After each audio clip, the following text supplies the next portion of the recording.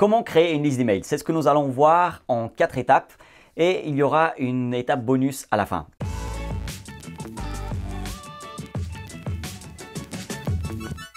Je m'appelle Ricardo da Silva et je partage des conseils et des outils pour vendre plus à l'ère du digital en impactant mieux. Si vous voulez démarrer ou développer un business, je vous invite à appuyer sur le bouton s'abonner et également activer la petite cloche pour ne pas rater les prochaines vidéos. Démarrer une liste d'emails est tellement important. La portée organique sur les réseaux sociaux ne fait que diminuer. Même si quelqu'un aujourd'hui like votre page ou vous suit sur les réseaux sociaux, elle ne va pas forcément voir votre contenu. Pour être vraiment vu sur les réseaux sociaux, il faut payer. D'où l'importance de développer une liste d'emails pour avoir un contact direct avec votre audience. Je vais mettre les liens des outils dont vous avez besoin en description pour démarrer votre liste d'emails et vous pouvez tout de suite télécharger la checklist avec l'ensemble des étapes sur www.digiselling.com/checklist-email. La première étape consiste à choisir un outil d'email marketing. L'outil que j'utilise en ce moment et que je recommande est ConvertKit parce qu'il est simple à utiliser. Le plus important est vraiment de démarrer, donc n'utilisez pas un outil très compliqué. Pour en savoir plus sur ConvertKit, visitez www.digiselling.com/ConvertKit.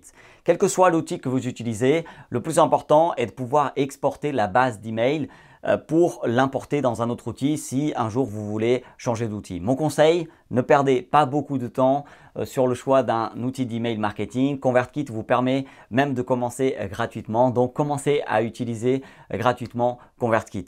La deuxième étape est de créer un bonus, un aimant à lead, un lead magnet. On l'appelle avec des noms différents. Cela peut être un guide en PDF, une checklist, une vidéo, etc.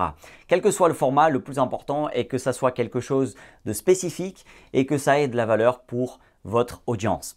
Une fois que vous avez votre bonus, il va falloir créer la page de capture. C'est la troisième étape. Ça peut être quelque chose de simple qui présente juste le bénéfice de ce que vous offrez. Sur ConvertKit, vous allez pouvoir créer une page de capture même si vous n'avez pas encore de site web. Je vous parle de tout ça dans la checklist sur www.digiselling.com/checklist-email. La quatrième étape consiste à mettre des appels à l'action sur chaque contenu que vous produisez. Vous allez pouvoir faire un lien vers votre bonus, c'est-à-dire mettre le lien de la page de capture où vous pouvez insérer un formulaire sur une page ou un article. Sur ConvertKit, vous allez pouvoir créer plusieurs formulaires et les insérer là où vous voulez sur votre site web. Enfin, en cinquième étape, je dirais qu'il faut créer plus de bonus parce que idéalement, vous allez proposer un bonus qui correspond au même thème du contenu que vous partagez. Par exemple, sur cette vidéo, je vous propose une checklist pour vous aider avec les étapes. Donc, elle est disponible sur www.digiselling.com/checklist-email.